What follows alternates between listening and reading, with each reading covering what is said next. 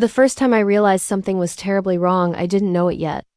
I thought I was imagining things, letting my imagination run wild in a marriage I'd been proud to call my own. My name is Vanessa Carter, I'm 34, and for 12 years I trusted the man I called my husband with every fiber of my being. I worked as a senior interior designer at a high-end firm in Chicago, proud of every project I touched. My life was structured, measured, comfortable, and safe. Or so I thought. It started with my jewelry. I never flaunted it, not in the way my wealthy clients sometimes did. Every piece had meaning. A diamond necklace from my grandmother, a sapphire ring from my mother, gold bracelets from my wedding. They weren't expensive because they could be sold, but because they carried memory, love, and family history. I never imagined these symbols of my life could be weaponized against me. It was a Wednesday evening. I had just returned from a client meeting downtown, high heels clicking against the polished hardwood floors of our loft. I smelled the faint scent of cologne lingering in the air. His cologne. But it wasn't the comforting kind I was used to. Something had changed. I thought I'd imagined it. I'm going out tonight, V, he said casually from the living room. His suit was crisp, his tie perfectly knotted, hair combed to the side. The man who had once made my heart skip a beat now looked like he was rehearsing for an audience. Dinner with a client. Won't be late. I nodded, though my stomach twisted. There was that familiar charm, the one that made me trust him even when tiny alarms whispered otherwise. He smiled, kissed my forehead lightly, and left. Later, when I went to check my jewelry box, I froze.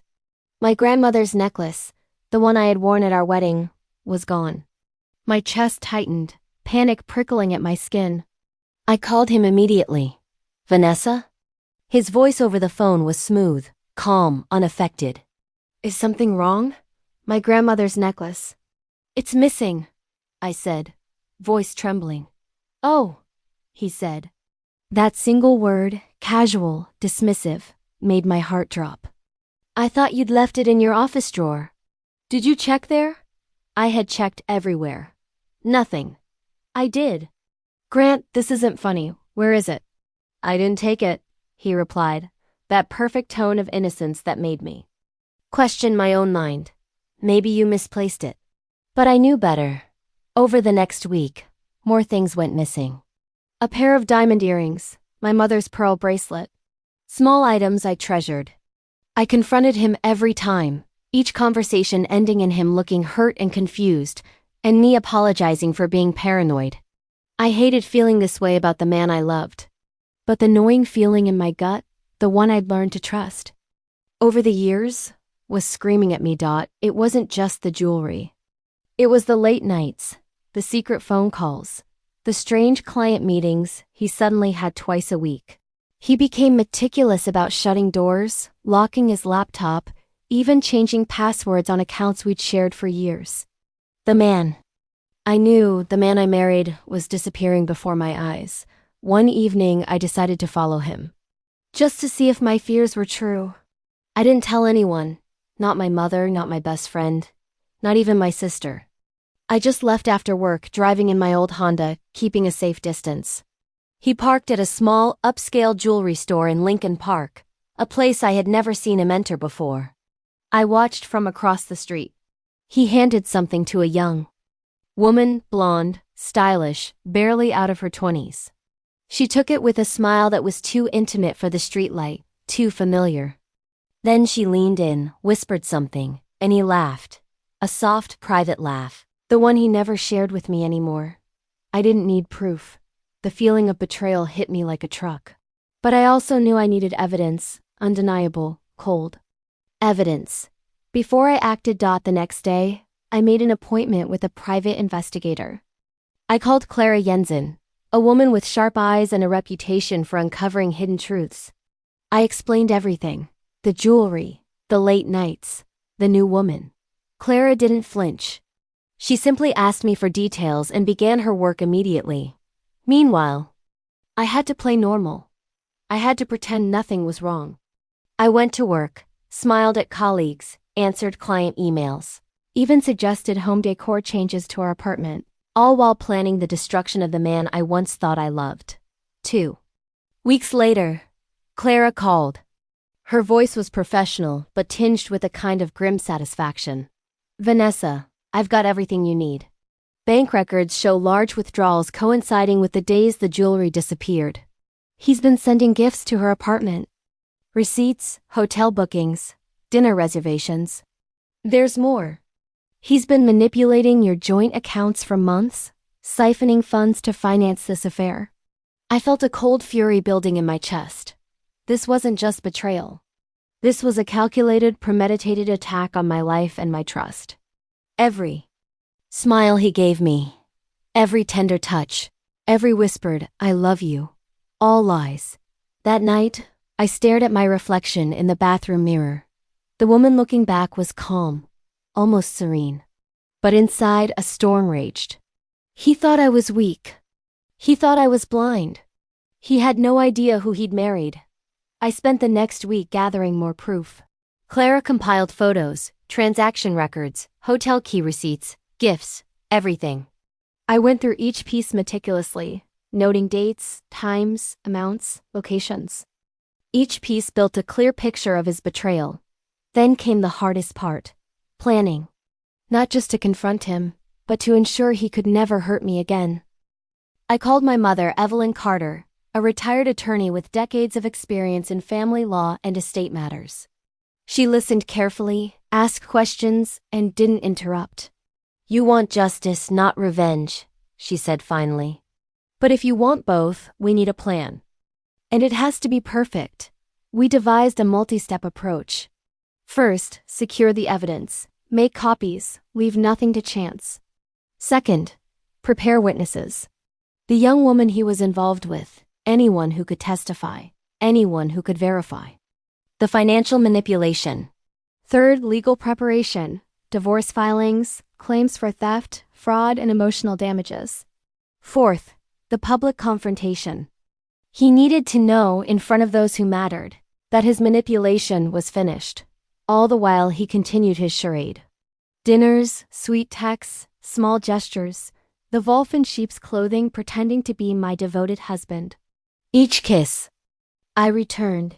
Each "thank you," I murmured, was a calculated act of survival. It was on a Saturday morning that everything began to fall into place. Clara had found the final piece of evidence, a shipping receipt for my grandmother's heirloom bracelet, sent to a jewelry store in another state, where it had been converted to cash and deposited into an account under his alias. The exact transaction totaled $15,000. I held the receipt in my hands like a weapon, my heartbeat steady, calm. I called Clara to confirm the timing and details. "It's all here, Vanessa," she said. "You're ready." The next step was psychological. I had to let him feel secure, think he was winning, think he could continue his life as normal. That evening, I cooked his favorite meal, poured wine, smiled, laughed, even flirted lightly. He relaxed, showing the first signs of complete trust in months. The following day, I invited both our families to a small dinner in our loft. Perfect. Setting, intimate, casual, yet controlled. I wanted witnesses who knew us well, who would see the truth and testify if necessary. He arrived early, smiling, adjusting his cufflinks, confident. I greeted him warmly. "Dinner's almost ready. Want a glass of wine?" He smiled, kissed my cheek. "You spoil me, V, you really do." I laughed softly, a sound he would never recognize as vengeance incarnate. Dinner began smoothly, the chatter light. But I was watching every move, noting every micro-expression. He talked about work, his recent projects, his stressful week. I nodded, laughed at the right moments. Meanwhile, Clara had positioned herself discreetly in a nearby cafe across the street, ready to capture any movements or admissions should he make a misstep. After dessert, I suggested coffee in the living room. He agreed eagerly. It was time for the first revelation. I excused myself to the kitchen, then returned with a folder, the collection of receipts, photos, and records I had meticulously compiled. I placed it on the coffee table. "Grant," I said softly, We need to talk about something important. His smile faltered slightly, just enough to make me savor the moment. He leaned back in his chair, arms crossed, pretending curiosity, but there was a shadow of uncertainty. I know everything, I said simply. Every late night, every secret call, every piece of jewelry, every dollar you moved. I know about her, I know about the money, I know about the gifts, the hotel rooms, the dinners. The room went silent. Even the city noise outside seemed to pause. His eyes widened. Vanessa. I held up the folder. You've been playing a dangerous game, Grant, and now it's over. The investigators have records, witnesses, everything they need. Your accounts are frozen, your access denied, and you're facing charges for theft and fraud. He staggered. Slightly, shock evident. You can't. Watch me, I said. Calm, controlled, precise, powerful in my certainty. I loved you, Grant, but I never loved the man you became. And now, justice will love you for me. I paused, letting the words sink in. He tried to regain composure, tried to charm, tried to apologize. None of it worked. The mask was off. He knew I had won. Later, after the authorities took his statements, and after Clara and my mother ensured all legal protections were in place, I finally allowed myself to breathe, to realize I had survived betrayal, deceit, and emotional manipulation. I sat in my grandmother's old armchair, clutching my favorite teacup. The sunlight poured through the windows, highlighting the simple beauty of my life, safe, intact, and under my control. The jewelry was gone, but what I had gained was far more valuable. Peace, justice, and the knowledge that I would never allow anyone to play me for a fool again. The aftermath of discovering Grant's betrayal was strangely quiet. The apartment felt larger, emptier, as if the walls themselves had absorbed the tension and now waited with me for the next move. I had won the first battle, exposing his lies, freezing his accounts, and securing evidence of his affair. But victory in this war felt hollow. There was still work to be done.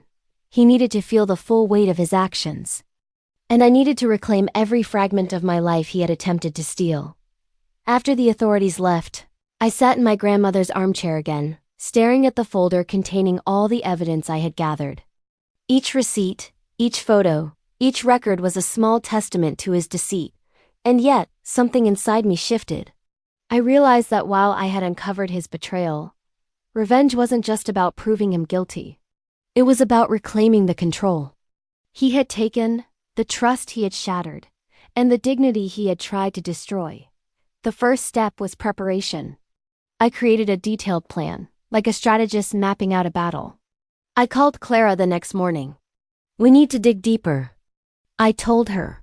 There's more here than just jewelry and finances. There's his entire network, his lies, his hidden life. I want it all. Clara didn't hesitate.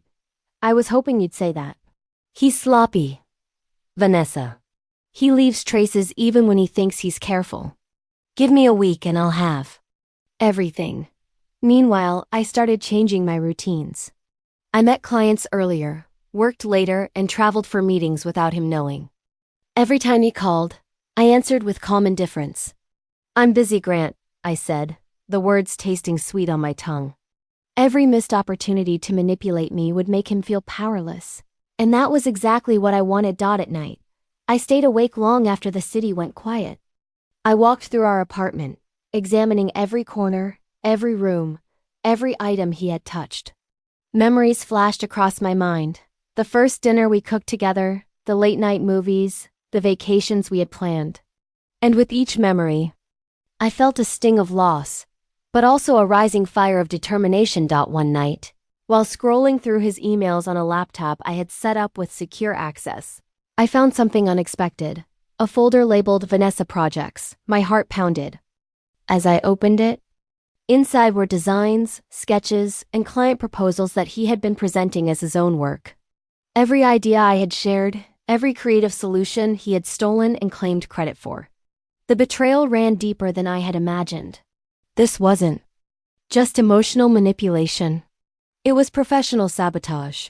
I leaned back, the room spinning slightly. You thought you could take everything from me, I whispered to the empty apartment. But you underestimated me. The next morning, I began collecting evidence of his professional theft.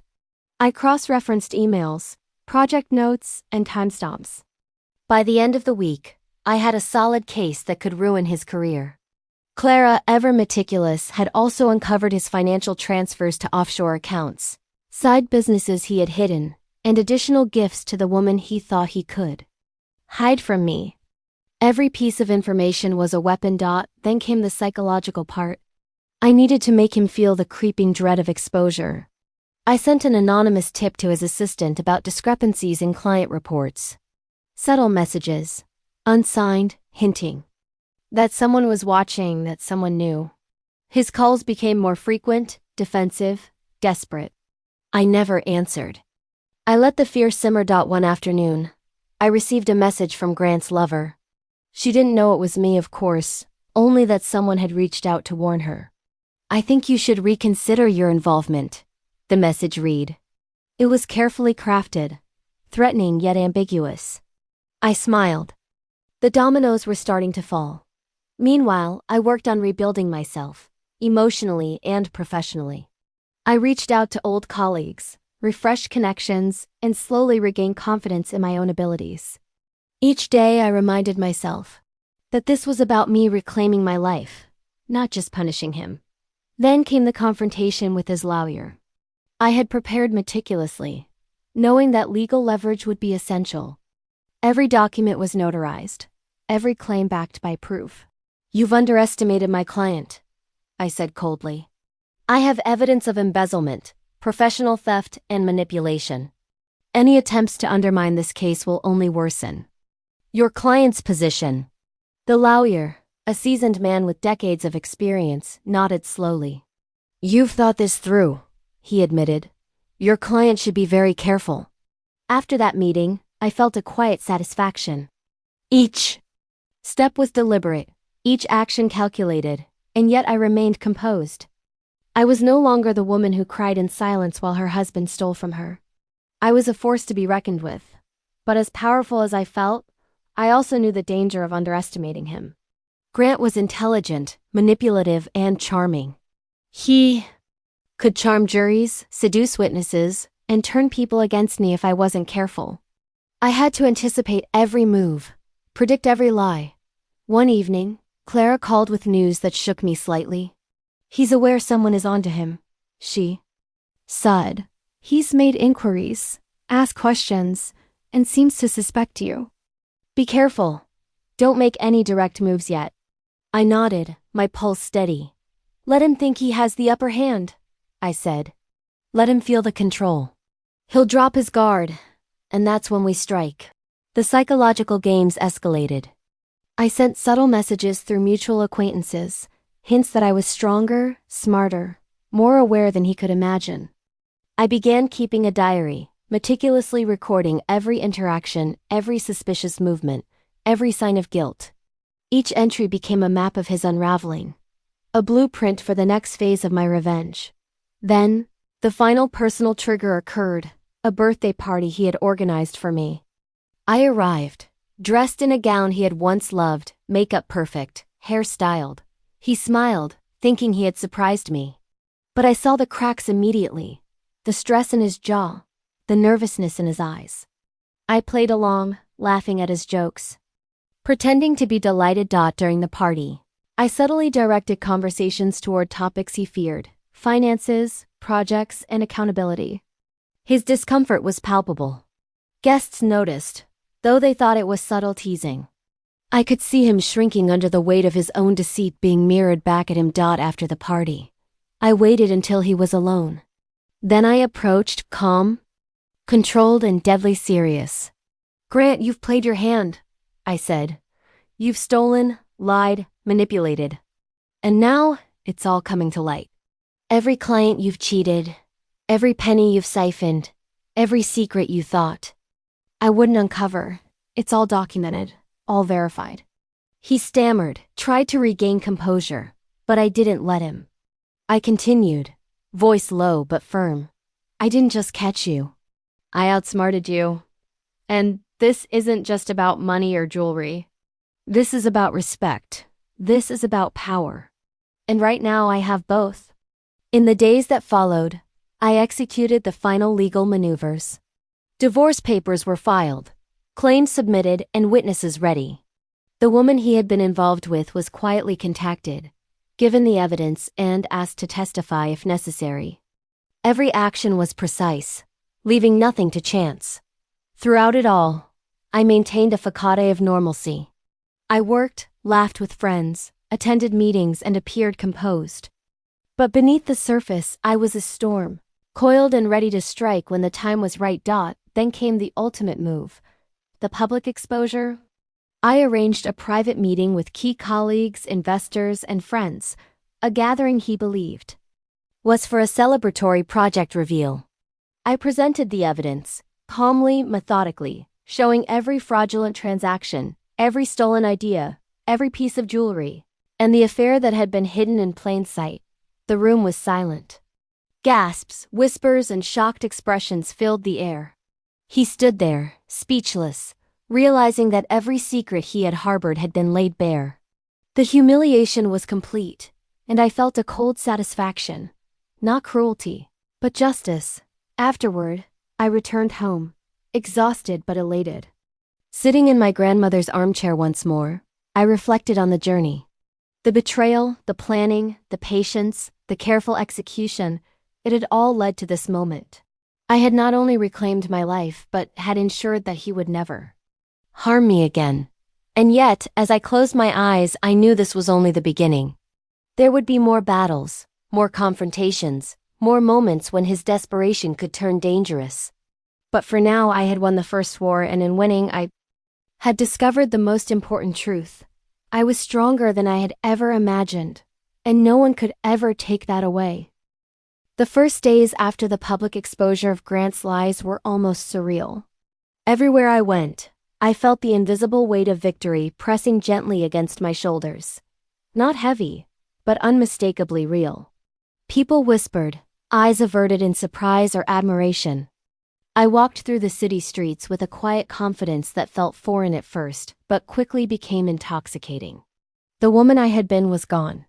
What remained was someone sharper, stronger, and infinitely more aware of every threat lurking. In the shadows, even so, Grant hadn't given up. That much was clear. He had retreated, yes, but like a cornered animal, he was patient, watching, waiting for the perfect moment to strike back. Clara and I had prepared for this, but the knowledge didn't make it any less nerve-wracking. Every phone call, every message, every unexpected knock at the door made my heart pound, and I would find myself tracing the edges of the folder containing the evidence I had compiled. Reassurance in the weight of paper and proof. I began waking earlier, long before the city stirred. The quiet mornings were my sanctuary. I would brew a cup of strong coffee, sit by the window, and watch the first streaks of sunlight illuminate the skyline, thinking of the steps ahead, the traps laid, the strategy unfolding. Each day was a careful dance between appearing calm in public and preparing for the inevitable confrontation that loomed. One evening, I received a note slipped under my door. The handwriting was unmistakable. Grant. The words were short, almost clinical. You think you've won, Vanessa. But this isn't over. We'll see who has the last laugh. I read it 3 times, savoring the chill of fear and excitement. It sent down my spine. He was desperate, and desperation was predictable. That meant mistakes. That meant openings. I called Clara immediately. He's moving, I said, showing her the note.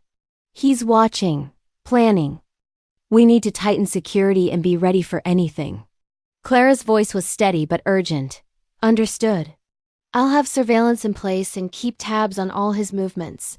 But Vanessa, you need to be careful. This is when people like him get dangerous. I spent the next days in meticulous preparation.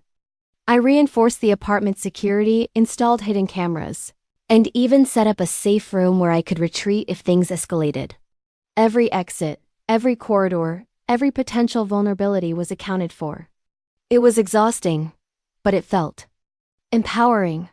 I wasn't just reacting anymore. I was controlling the battlefield. Then came the psychological games. I sent Grant a carefully crafted message, unsigned, hinting that I knew about his attempts to manipulate witnesses and clients. Within hours, I began noticing subtle changes: calls at odd hours, vague threats, emails filled with defensive language. It was satisfying, yes, but also a reminder that this war wasn't just legal or emotional, it was psychological, and he would fight until the last ounce of his pride was threatened. The tipping point came one rainy afternoon. I was in the studio, working on a project I had put aside for too long, when the phone rang. No caller ID. My heart skipped a beat. I answered cautiously. "Vanessa," Grant's voice hissed, low and strained. "We need to talk. Alone." I froze for a second, tasting the fear and adrenaline. This was the confrontation I had been waiting for, the moment where words, wills, and truths would collide. I agreed, but only under conditions: a public place, security cameras, and witnesses nearby. He balked at first, but desperation pushed him to comply. The cafe was nearly empty. When I arrived, the soft hum of the rain outside matching the tension in my chest. I spotted him immediately. Grant, older somehow, his confidence fraying at the edges, eyes darting nervously. He smiled, but it didn't reach his eyes.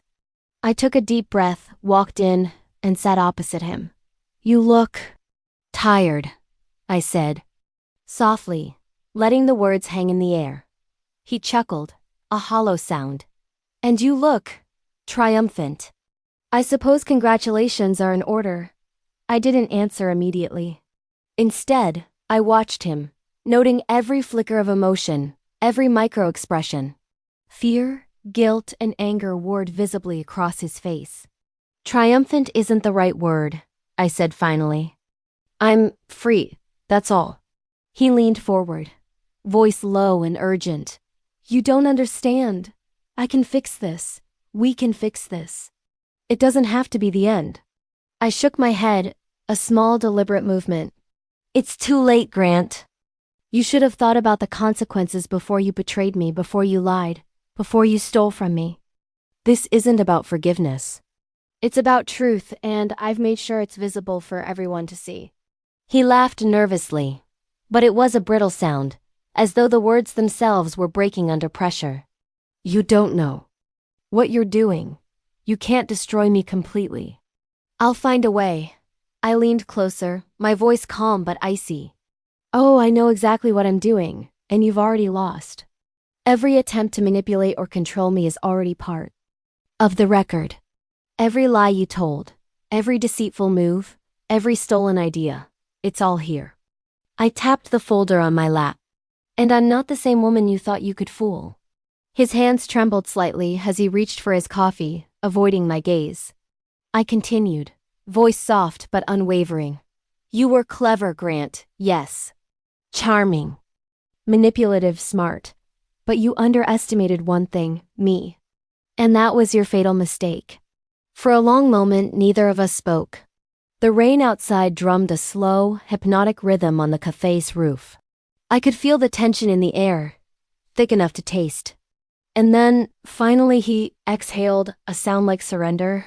I made mistakes," he said quietly, almost too quietly to hear. "But I never meant to hurt you." I studied him, the man I had once loved and the one I now feared. The past, the betrayal, the stolen dreams, they all pressed against me. I wanted to yell, to scream, to let every ounce of pain escape, but I held myself back. "Intent doesn't erase action," I said, "and you've chosen a path you cannot undo."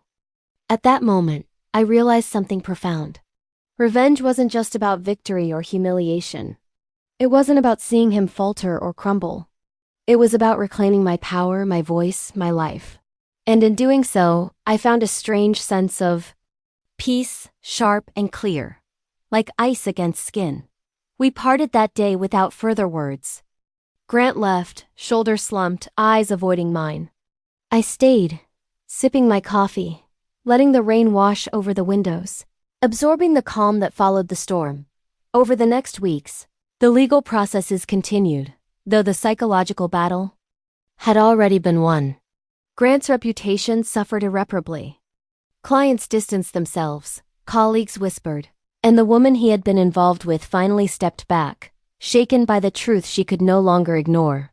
I continued my work, rebuilt my projects, and strengthened relationships that he had once tried to sever. Even so, there were moments when the past crept in, uninvited. Memories of laughter, touch, and shared dreams would surface unexpectedly, threatening to weaken my resolve. But each time, I reminded myself of the lessons learned. Trust was sacred, manipulation was poison, and my strength was absolute when forged in fire. The final closure came quietly, almost anticlimactically. A letter from the court confirmed the final settlements, the return of my possessions, and the legal consequences for Grant. He would rebuild, perhaps, but the man I had loved, or thought I had loved, was gone, leaving only a shadow of regret. I returned home that night, exhausted but triumphant. Sitting in my grandmother's armchair, I finally allowed myself to breathe fully. I thought of the journey, the tears, the anger, the meticulous planning, and the final confrontation. Every step had been deliberate, every choice intentional. And in the end, I had not just survived, I had emerged victorious, unbroken, and more alive than ever. I poured a glass of wine, looking out at the city lights sparkling like distant stars. For the first time in years, I felt a profound sense of closure. The storm had passed. The betrayal had been confronted, the deceit exposed, and the balance restored. I had reclaimed my life, not through vengeance alone, but through courage, patience, and unwavering determination. And as I raised my glass to the skyline, I whispered to myself, "This is only the beginning of everything I can be now that I am free." The mornings had begun to feel different, lighter. The weight that had once pressed on my chest, invisible but constant, had begun to lift. The world outside seemed sharper, cleaner somehow, as if the air itself recognized the transformation I had undergone. I no longer walked the streets with caution or fear. I walked with purpose, with awareness, and with the quiet pride of someone who had emerged from the storm, stronger than before. The weeks following the confrontation with Grant passed in a strange blend of routine and reflection. Life, which had once been a battlefield, now seemed almost serene, yet my mind remained alert, scanning for shadows, prepared for anything. But shadows were fewer now. The darkness that had once sought to define me had been confronted, faced, and dismantled. Clara and I met regularly, not out of necessity, but because our bond had grown beyond the professional. She had been my anchor, my silent supporter, the one who reminded me of my own strength when I doubted it. One afternoon, we sat in her office, sunlight streaming through the blinds, painting stripes across her polished floor. "You've changed," Clara said softly, not as an observation, but as a statement of fact. "And I think you needed this." "All of it," I nodded, sipping my coffee. "I think I needed to see that I could survive, even when the world seemed determined to break me." She smiled, eyes warm. "And survive you did. But more than that, you've thrived." Her words settled over me like a gentle caress, reminding me of the battles fought, the nights spent awake in fear and determination, the meticulous planning, and the final confrontation that had restored my life. For the first time, I let myself truly feel the victory, not just as a concept, but as an emotion, tangible and real. The city around me continued its rhythm, indifferent to the personal victories and tragedies unfolding within it. People moved, cars honked, and life carried on. Yet I felt a profound alignment with the world, a sense of belonging that had once seemed impossible. I returned to my work with renewed vigor, diving into projects I had once shelved, rebuilding relationships and reclaiming spaces that had once been denied to me. One evening, as the sun dipped below the skyline, I found myself walking through the park where I had first decided to confront Grant.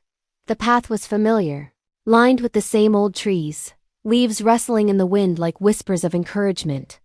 I paused at a bench, breathing in the cool air, letting it fill my lungs. The memory of fear, of betrayal, felt distant now, like a shadow from another life. And yet, the journey had not just been about defeating someone else.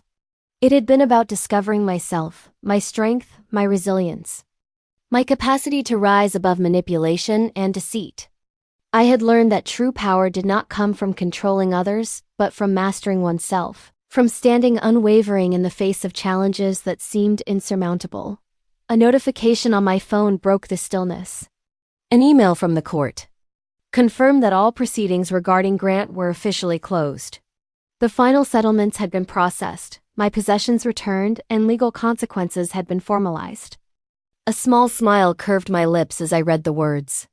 The finality was both liberating and surreal. The chapter that had dominated my life for so long was finally complete. I called Clara that night. "It's over," I said, my voice soft but full of relief. "I know," she replied, warmth in her tone. "I'm proud of you, Vanessa. You faced everything and came out stronger." Her words brought a tear to my eye. Not of sorrow, but of triumph. "I couldn't have done it without you." "You could have," she insisted. "But I'm glad I was there. And now, you can finally focus on yourself." That night, I sat by my window, gazing at the city lights. Each sparkling point felt like a reminder of possibility, of life beyond the shadows of betrayal.